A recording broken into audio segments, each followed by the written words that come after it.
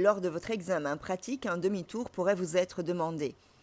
L'examinateur vous indiquera la rue dans laquelle vous devez le faire. Ce ne sera jamais dans une rue où il y a du danger. Il ne va pas vous demander un demi-tour sur une chaussée où tout le monde circule à 90 km/h. Il tient à sa vie.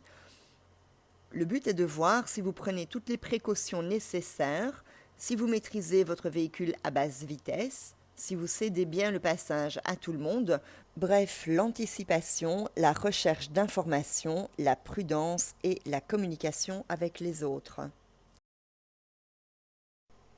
La première chose à faire avant d'entamer le demi-tour est de vérifier la circulation à l'arrière. Qu'il y ait des véhicules qui nous suivent ou non, on va indiquer le fait qu'on veuille s'arrêter. Donc on va mettre le clignotant à droite. S'il y a des véhicules qui nous suivent, ces véhicules comprennent qu'on s'immobilise et ces gens vont directement entamer leur dépassement. Là, on va attendre avant d'entamer le demi-tour qu'il n'y ait plus de véhicules dans la rue. Donc s'il y a pas mal de trafic à l'arrière, eh bien, on patiente le temps qu'il faudra. Pensez aussi à vérifier qu'il n'y ait pas de véhicules qui arrivent à l'avant. On ne peut débuter le demi-tour que quand on ne gêne personne. À partir du moment où la circulation est libre à l'avant et à l'arrière, on met le clignotant à gauche, on tourne les roues à fond et on avance jusqu'au bout de la chaussée de l'autre côté.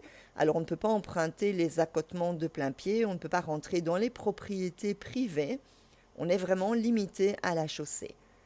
Quand on se trouve de l'autre côté de la chaussée, pensez à vérifier de tous les côtés qu'il n'y ait pas de véhicules qui arrivent, étant donné que la situation peut changer très rapidement. Donc quand on a débuté le demi-tour, il n'y avait personne, mais des véhicules pourraient arriver.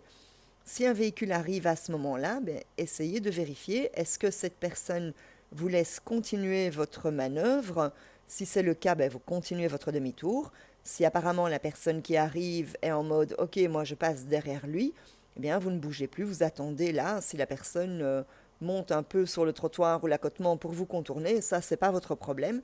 Votre but est de céder le passage et de bien montrer que vous avez vérifié qu'il n'y ait pas d'usagers qui arrivent. Donc, si la route est libre, on fait la marche arrière, on recule, on tourne les roues à fond de l'autre côté. On peut reculer aussi jusqu'aux limites de la chaussée. De nouveau, on ne peut pas monter sur les accotements et encore moins sur les trottoirs. À nouveau, avant de repartir, revérifier de tous les côtés qu'il n'y ait pas de voiture, qu'il n'y ait pas de piétons. On remet le clignotant et on repart du côté gauche. On n'est pas limité par le nombre de mouvements pour faire le demi-tour sur la chaussée. Maintenant, il ne faut pas exagérer. Ici, sur cette chaussée, on a vu que ça passait facilement en 3 mouvements. On pourrait aller jusqu'en 5 mouvements. Au-delà, ça commence à faire beaucoup. Ce qu'il faut, c'est que les mouvements de volant soient efficaces. Pensez à faire de grands mouvements avec le volant et pensez à aller bien loin en avant et bien loin en arrière, sans passer évidemment sur les accotements ou les propriétés privées. On n'est pas chronométré non plus. Maintenant, il ne faut pas aller dans l'exagération. Si à chaque fois on doit réfléchir, quoi faire, est-ce que je vais en avant, est-ce que je vais en arrière, dans quel sens je tourne mes roues, ça montre qu'on n'est pas du tout habitué pour le demi-tour et qu'on ne sait pas très bien comment manœuvrer et comment maîtriser cette manœuvre. Donc il faut quand même essayer d'être assez rapide, même si on n'est pas chronométré à la base. La manœuvre en elle-même n'est vraiment pas compliquée, mais quand il y a des problèmes d'échec aux examens, c'est toujours parce que la prise d'info a été mal faite avant de s'arrêter. Donc les élèves ont tendance à d'abord freiner, à mettre le clignotant après sans s'occuper, est-ce qu'il y a quelqu'un qui me suit? Quelquefois, l'endroit est mal choisi.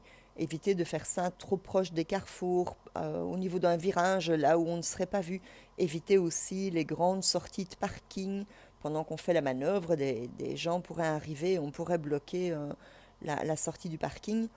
Ou alors aussi le fait de ne pas céder le passage. Il ne faut jamais commencer ni continuer sa manœuvre quand il y a des usagers qui arrivent. Et alors le regard. Parfois il n'y a personne, mais l'élève n'a pas vraiment pris la peine de bien vérifier des deux côtés et derrière.